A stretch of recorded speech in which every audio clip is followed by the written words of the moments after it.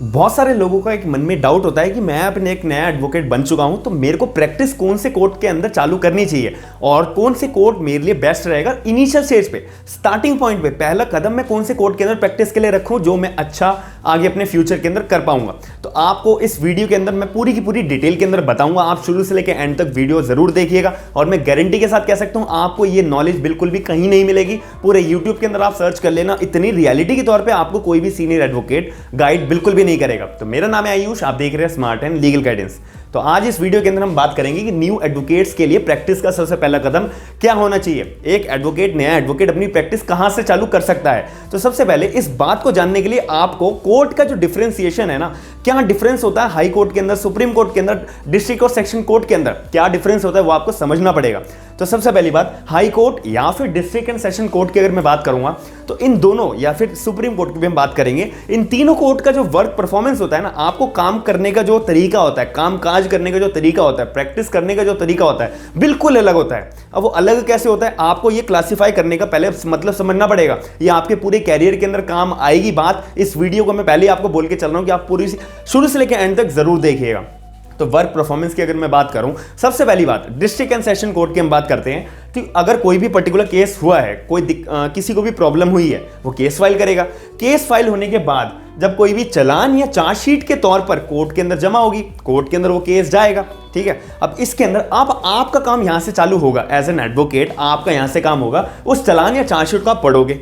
अब उस चालान या चार्जशीट के अंदर आप मोटी से मोटी माइनर या मेजर फैक्ट्स आप ढूंढोगे कि यार ये पॉइंट बढ़िया है, इस पॉइंट को उठा के मैं सामने वाली पार्टी को, जो मैं रिलीफ चाहता हूं अपनी पार्टी को दिलाना, और अगेंस्ट मैं उस पार्टी को जो इसने गलत करा है उसको मैं पनिशमेंट दिलाना चाहता हूं, ये पॉइंट मेरे लिए बढ़िया रहेगा। अब ये पता कैसे लगेगा आपको? जब भी तो पता लगेगा जब आप चार्जशीट या चालान बहुत अच्छे से पढ़ोगे, उसके अंदर मेजर फैक्ट्स, मेजर या माइनर फैक्ट्स जो निकलते हैं वो निकालोगे, बाल की खाल जो निकल सकती है आप वो निकालोगे। साथ ही में आपका दूसरी ड्यूटी क्या बनेगी कि जो भी सुप्रीम कोर्ट या हाई कोर्ट के जजमेंट के अंदर जो बोला गया था, सुप्रीम कोर्ट या हाई कोर्ट के अंदर इस पर्टिकुलर पॉइंट के ऊपर कुछ बोला है, कोई अपने व्यूज रखे हैं। जैसे कि मैं आपने मेरी आईपीसी का वीडियोस देखी होगी, मैंने पूरी की पूरी एक आईपीसी भी पढ़ा रखी है, आपको डिस्क्रिप्शन बॉक्स के अंदर भी क्लासीफाई करके मैंने प्लेलिस्ट का लिंक्स प्रोवाइड करा रखे हैं, आप जरूर चेक करिएगा। उसके अंदर भी छोटे से छोटा जो सेक्शन है ना हर्ट का, ग्रीवियस हर्ट का भी, उसके अंदर भी मैंने सुप्रीम कोर्ट या हाई कोर्ट के जजमेंट्स प्रोवाइड करा रखे हैं कि सुप्रीम कोर्ट ने या हाई कोर्ट ने अपने पर्टिकुलर व्यू क्या रखे थे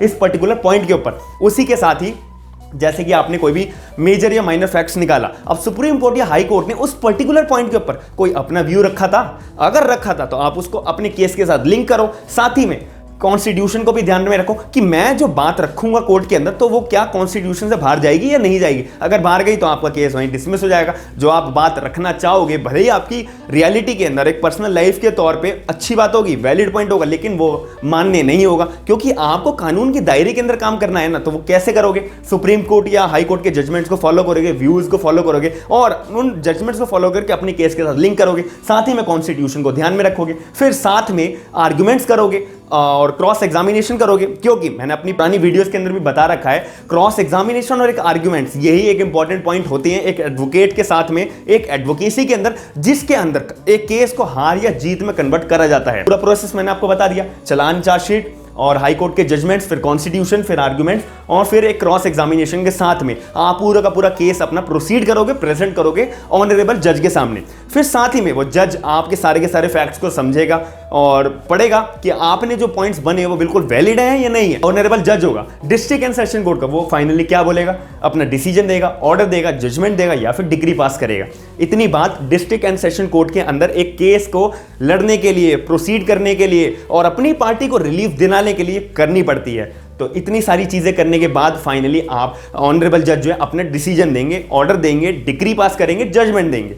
अब इसके बाद आप क्या कहोगे? अब ये मैंने क्लासिफिकेशन आपको डिस्ट्रिक्ट एंड सेशन कोर्ट के अंदर समझा दिया। अब दूसरी बात आती है हाई कोर्ट के अंदर। अब बंदा जो है हाई कोर्ट के अंदर जाने के लिए क्या सोचेगा? मैंने बोला था कि हर किसी कोर्ट का अपना अपना वर्क परफॉर्मेंस अलग होता है। तो हाई कोर्ट के अंदर क्या क्या बातें आती हैं? अब किसी पार्टी को कोई रिलीफ नहीं मिलती है तो वो पार्टी अपनी ऊंची कोर्ट के अंदर जाएगी। ऊंचा कोर्ट यानी कि अपर कोर्ट कौन सा हुआ? हाई कोर्ट हुआ। हाई कोर्ट के अंदर अपनी बात रखने जाएगी। अब हाई कोर्ट क्या बातें चेक करेगा? आपको दोबारा केस तो पूरा खोलेगा नहीं, आपको इतना सारा काम तो दोबारा करना नहीं पड़ेगा। तो हाई कोर्ट कोर्ट के अंदर अब क्या बात आएगी, कोई भी डिसीजन, ऑर्डर, जजमेंट, डिग्री पास करा गया है डिस्ट्रिक्ट एंड सेशन कोर्ट की तरफ से, तो हाई कोर्ट उस डिसीजन को पढ़ेगा और बस एक ही चीज चेक करेगा कि भाई जो अपील मेरे पास आई है, यानी कि हाई कोर्ट के अंदर कोई भी अपील आई है तो हाई कोर्ट चेक करेगा कि भाई कोई फैक्चुअल पॉइंट तो नहीं रह गया, जो डिस्ट्रिक्ट एंड सेशन कोर्ट है उसने कोई फैक्चुअल पॉइंट तो मिस आउट नहीं कर दिया, या फिर कोई भी पॉइंट एक ऐसा है जो संविधान से बिल्कुल बाहर जा रहा हो, कॉन्स्टिट्यूशन से बाहर जाकर अगर किसी भी डिस्ट्रिक्ट एंड सेशन कोर्ट ने काम करा है, जब तो पार्टी को गलत लगा है, जब तो पार्टी हाई कोर्ट के अंदर अपील के अंदर आई है,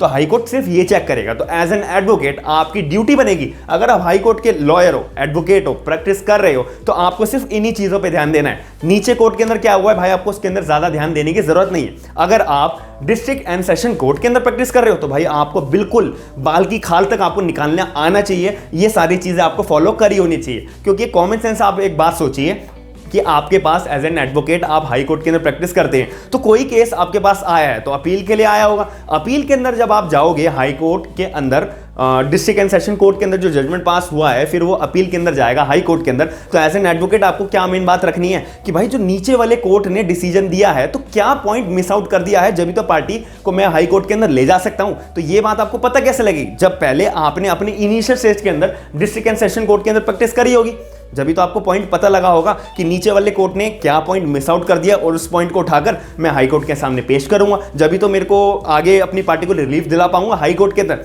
तीसरी बात अब आती है सुप्रीम कोर्ट के अंदर। सुप्रीम कोर्ट भी जब बची कुची कोई भी बात रह जाती है, जैसे कि फैक्चुअल पॉइंट हाई कोर्ट ने भी मिस कर दिया, सुप्रीम कोर्ट के पास बात गई, सुप्रीम कोर्ट केस ओपन करेगा। सुप्रीम कोर्ट तो और भी कम काम करता है, सुप्रीम कोर्ट सिर्फ आपकी दो बातें चेक करेगा, कोई भी आपके केस के अंदर कॉन्स्टिट्यूशन का क्वेश्चन रह गया है, कॉन्स्टिट्यूशनल ग्राउंड कोई बन रहा है या नहीं बन रहा है, अगर सुप्रीम कोर्ट को दिखा भाई नहीं भाई कॉन्स्टिट्यूशनल क्वेश्चन इसके अंदर कोई भी नहीं है, ना ही कोई भी कॉन्स्टिट्यूशनल ग्राउंड है इस पर्टिकुलर केस के अंदर, सीधा आपके केस की वैल्यू बिल्कुल जीरो हो जाएगी और पहली हियरिंग पे ही आपका केस जो है डिसमिस कर दिया जाएगा।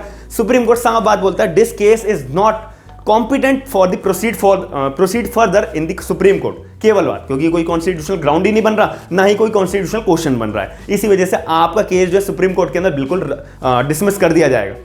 तो ये मैंने आपको क्लासिफिकेशन जो होना चाहिए, हर एक एडवोकेट को पता बात होनी चाहिए कि एक्चुअल में मैं प्रैक्टिस जहां पर करने जा रहा हूं तो वहां पे वर्क परफॉर्मेंस कैसा है। इसीलिए मैंने सबसे पहला पॉइंट अपने वीडियो के अंदर भी वर्क परफॉर्मेंस का रखा था और आपको क्लियरली बोला था कि भाई हर किसी भी कोर्ट का बिल्कुल भी सेम काम नहीं होता है, आपको रोज की रोज अपने आप को अपडेट रखना पड़ेगा। अपडेट की बात भी अभी मैं वीडियो के आगे करूंगा। अब इसके अंदर एक बात आती है, डिस्ट्रिक्ट एंड सेशन कोर्ट के अंदर आपको एक और अपॉर्चुनिटी मिलती है कि वहां पे होते हैं मैजिस्ट्रेट कोर्ट्स। मैजिस्ट्रेट कोर्ट्स का मतलब होता है जो छोटे कोर्ट्स होते हैं, वहां पे आप ज्यादातर मैटर जो है छोटे छोटे मैटर्स आते हैं, जैसे कि कोई भी हर्ट का हो गया, लड़ाई झगड़े का हो गया, ग्रीवियस हर्ट का कोई मैटर हो गया, किसी ने किसी को धक्का दे दिया या किसी ने किसी को एक्सीडेंट कर दिया और किसी को चोट लग गई, वो हर्ट की कैटेगरी में भी आएगा, ग्रीवियस हर्ट की कैटेगरी में भी आ सकता है। तो वो केस कहां पर जाएगा, वो केस हमारे मैजिस्ट्रेट कोर्ट के अंदर आएगा। तो उसके लिए भी आपको अपॉर्चुनिटी बहुत ज्यादा मिलती है, क्योंकि एक डिस्ट्रिक्ट एंड सेशन कोर्ट के अंदर बहुत सारे लेवल के केसेस होते हैं और हाई कोर्ट के अंदर आपको सिर्फ अपील के अंदर जाना पड़ेगा। तो इसी वजह से मैं आपको एक मेन जो पॉइंट बताना चाह रहा हूं कि जिस बंदे को पहले अपनी एक मेन स्ट्रेटेजी अपनानी होती है कि भाई मेरा मेन चॉइस क्या है, मेन स्ट्रेटेजी क्या है और मेरा मन क्या है अपने आप को निखारने का। जैसे कि फॉर एग्जांपल के तौर पे एक बंदा जानता है, एक अपनी लॉ की पढ़ाई कर रहा था कि भाई मेरे को अपनी पढ़ाई खत्म करने के बाद एज एन एडवोकेट एनरोल कराने के बाद मैं सबसे पहले जाऊंगा 1-2 साल तक डिस्ट्रिक्ट कोर्ट के अंदर। डिस्ट्रिक्ट कोर्ट के अंदर सबसे पहले जो मेन काम होता है जब भी तो सीखने का, मैं वो सीखूंगा, जब भी तो मैं हाई कोर्ट के आगे प्रोसीड फर्दर करूंगा। अब सीधा जाके कोई हाई कोर्ट के अंदर प्रैक्टिस करना चाहता है, अगर किसी का मन है, कोई दिक्कत नहीं होती है। सब स्टार्टिंग में मेन दिक्कत ये आती है कि उनको समझने में दिक्कत आती है कि जो नीचे वाले कोर्ट ने पॉइंट को मिस आउट करा है, किसी भी चीज को अप्लाई ना करके अपना जजमेंट दिया है, जब भी तो पार्टी अपील में आई है। तो अपील में जब सीधा आप अपील की फाइल पढ़ोगे तो आपको बस ये बात समझने में दिक्कत आएगी कि नीचे वाले कोर्ट ने ये जजमेंट दिया क्यों, अब पार्टी अपील में आई क्यों, मेन दिक्कत क्या आ रही है। तो बस ये छोटा सा पॉइंट आपको समझने में टाइम लगेगा। फिर आपको जब अपनी हाई कोर्ट के अंदर प्रैक्टिस करोगे थोड़ा सा आपका ज्यादा टाइम लग सकता है अपने आप को सक्सेसफुल बनाने में, लेकिन अगर आप मन से प्रैक्टिस करोगे तो आप जरूर सक्सेसफुल होगे। लेकिन मेन पॉइंट जो मेरे को बताने की कि आपको डिस्ट्रिक्ट एंड सेशन कोर्ट के अंदर प्रैक्टिस अपनी पहले चालू करनी चाहिए और क्यों करनी चाहिए वो मैंने आपको अच्छे से एक्सप्लेन कर दिया है। फॉर एग्जाम्पल के तौर पर अगर कोई भी नीचे वाले कोर्ट के पास पावर है 1 साल तक की सजा देने की, जो जुडिशियल मजिस्ट्रेट सेकंड क्लास के पास पावर होती है, ठीक है, उनके पास 1 साल तक की सजा है, पावर 1 साल तक की सजा देने की पावर है, और उन जुडिशियल मजिस्ट्रेट ने जो है सजा दे दी एक पार्टी को 2 साल की, तो उस जिसको सजा मिली है वो तो गलत हुआ ना, तो वो पार्टी फिर जाएगी हाई कोर्ट के पास कि जज साहब मेरे को जो है नीचे वाली कोर्ट ने 2 साल तक की सजा दे दी है, उनके पास पावर तो 1 साल तक की थी। अब हाई कोर्ट जो है वो बात को पकड़ेगा कि हाँ भाई ये तो फैक्चुअल पॉइंट है, कॉन्स्टिट्यूशन के बाहर जाकर इन्होंने अपना जजमेंट दिया है, तो हाई कोर्ट क्या करेगा, और जो नीचे वाले कोर्ट ने जो जजमेंट दिया उसको पलट देगा। ये आपको डिफरेंशिएशन समझ में आ गया, वर्क परफॉर्मेंस समझ में आ गया। जब आप अपने कोर्ट के अंदर केस चढ़ेगा तो ये सारी चीजें फॉलो करनी पड़ेगी। हाई कोर्ट के अंदर जब केस चढ़ेगा तो हाई कोर्ट के अंदर कोई चीज फॉलो करने की जरूरत नहीं होती, सिर्फ फैक्चुअल पॉइंट कॉन्स्टिट्यूशन की बात रखी या दिमाग में रखनी पड़ती है। तो मैं उम्मीद करता हूं कि आपको जो मैंने मेन बात बताने की थी वो आपको पूरी क्लियर तौर पे मैंने आपको समझाई होगी। और मेन जो बात इसके अंदर जो ध्यान में रखने वाली होती है वो होती है चालान और चार्जशीट के अंदर। चार्जशीट के अंदर आपको मेन मुद्दे की बात निकालने की पॉइंट कला आनी चाहिए, और ये कला जब भी आएगी जब 1-2 साल तक एटलीस्ट आप जरूर प्रैक्टिस जरूर करिएगा डिस्ट्रिक्ट एंड सेशन कोर्ट के अंदर। और एक बात और बोलूंगा, वीडियो बोलने के बाद मैं वीडियो खत्म कर रहा हूं। सबसे पहली बात, जो कानून होता है, लॉ की जो फील्ड होती है, एज एन एडवोकेट हुआ, लॉ ऑफिसर हुआ, कोई भी पोस्ट कानून से रिगार्डिंग आप ज्वाइन करते हो तो उसके अंदर ये कभी मत समझना कि भाई ये बुक पढ़ लूंगा तो मैं अच्छा एडवोकेट हमेशा के लिए बन जाऊंगा, या ये कॉन्टेक्स्ट में पढ़ लूंगा तो अच्छा एडवोकेट हमेशा के लिए बन जाऊंगा, या किसी से मैंने अच्छी गाइडेंस ले ली तो मैं अच्छा एडवोकेट बन जाऊंगा। बिल्कुल भी नहीं। रियलिटी के अंदर आपको खुद अपने आप को वहां पर जाना पड़ेगा, सीखना पड़ेगा। मैंने बहुत सारी वीडियोस बना रखी है कि एक अच्छा एडवोकेट के पास जब हम प्रैक्टिस करने जाते हैं तो क्या क्या पॉइंट हमारे को ध्यान में रखने पड़ते हैं, तो वो भी मैंने वीडियोस बना रखी है। इस वीडियो के अंदर मैं आपको बताना चाह रहा हूं कि कानून कभी भी एक जैसा नहीं होता है, रोज कानून चेंज होता है, रोज कानून अपडेट होता है, अमेंड होता है। फॉर एग्जांपल के तौर पे आज कोई पर्टिकुलर सेक्शन के ऊपर हाई कोर्ट या सुप्रीम कोर्ट ने बोला कि भाई आज ये जो सेक्शन है ये रद्द करा जाता है, पूरे भारत के अंदर जो ये सेक्शन अप्लाई हो रहा था भाई अब ये अप्लाई नहीं होगा, अब ये जो है अनकॉन्स्टिट्यूशनल डिक्लेयर कर दिया हाई कोर्ट या सुप्रीम कोर्ट ने अंदर। फिर कल हाई कोर्ट या सुप्रीम कोर्ट को लगा नहीं भाई जो हमने अनकॉन्स्टिट्यूशनल डिक्लेयर करा था वो अब कॉन्स्टिट्यूशनल डिक्लेयर करना चाहिए,